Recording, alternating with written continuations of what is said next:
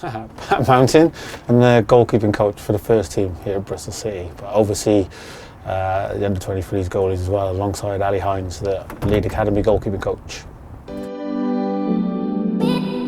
I got the job just before the start of pre-season this season, so 2019. Formerly I had 9 years at Wolves and then a spell at Hull and then Forest Green Rovers as well before fortunately coming here. Well, as a goalkeeper myself that didn't play to the greatest level, but I had a lot of knee trouble early on, so I had to retire when I was 26. I'd already started coaching before that, and I really enjoyed the specific side of coaching goalkeepers and from the position I was interested in, and I was fortunate to get a sort of part-time role with Cardiff City's academy really, and then just built it from there. Okay, so the main focus is coaching, preparing, working with the first team goalkeepers, the senior goalkeepers, but that'll obviously include the under-23 goalkeepers as well, who train frequently with us, as well as keeping an eye and talking a lot to the lone goalkeepers. So Max O'Leary is on loan at Shrewsbury, so I go to watch him as often as I can, live play, watch his video clips of the games that you can't go to watch because a lot of his games obviously clash with Bristol City first team fixtures. And then we similarly had Jojo Wallacott was on loan at Forest Green Rovers at the same time, so it was balancing between speaking to those two, speaking to their clubs, and obviously the main focus being preparing the goalkeepers here for first team action. No such thing as an average day. Yeah, things can change quite quickly in a day.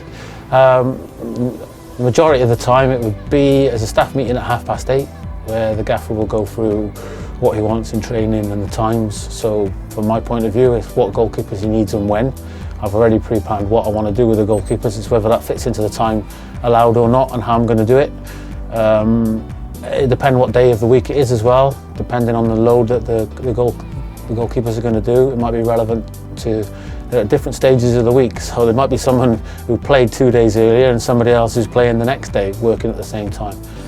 So it's just finding a balance really between making sure that all the goalkeepers, from the seniors of Dan Bentley, Nicky Magpie, Rennie Gilmartin, alongside Jojo Wallacott, Max O'Leary, getting what they need and the right amounts of what they need, and helping them either be ready for games or develop and get better at all parts of their games. Oh, yes, Harvey! Yeah! Oh, get over!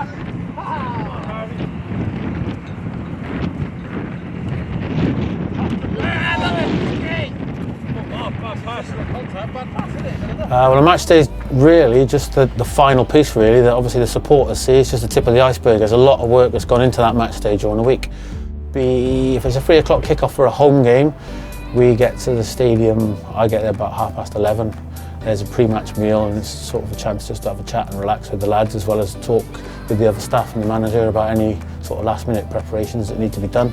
A lot can change between the Friday session and the Saturday, happens very often. And then it's just getting ready. I've always put together a little pre-match video for the goalkeepers of strengths of the opposition, which we've worked on in the week, but it's just a few little key reminders really of sort of likely things that are going to happen in the game and things to sort of be aware of more than anything. I'm not trying to put a load of information in their heads, it's just topping up what we've worked on during the week really, along with any sort of relevant set piece information that we'd have touched on or done in detail in the week, but it's just a lot of key reminders.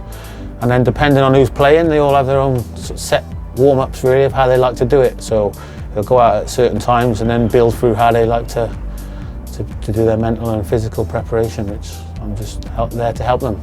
Yeah, it is unique, but what you also get is a unique environment in that it tends to be that the goalkeepers are really supportive of each other. So they all know that there's only one can play. Of any given day, I could have, alongside Ali being with me, anywhere between 3, or if the under-23s goalkeepers are training with us that day, there could be 7 goalkeepers. So Ali's obviously helping me out there. But there's a good camaraderie between them, there's good support between them. The senior boys are really good at helping me with the younger ones and coach them and help them and give them the advice, and similarly the younger lads, as well as learning off the senior ones, are all too keen to help them. It is the sort of day-to-day interaction and feeling like you can work with the senior lads and help prepare them as best as they can be for games and over the course of a season, and keeping them fit. and strong, but also I really like sort of developing the young ones and bringing them through into the first team environment as well. There's other things we've done. For example, Dan Bentley, we did an evening with all the academy goalkeepers, so the under 8s to under 16s had an evening with Dan really, where we got them to ask questions to him that were relevant to their careers, and they could also ask any question they wanted, but Dan also talked through how he came through as a young goalkeeper and sort of the situations he faced, and he could speak to them in a bit more of a relevant way.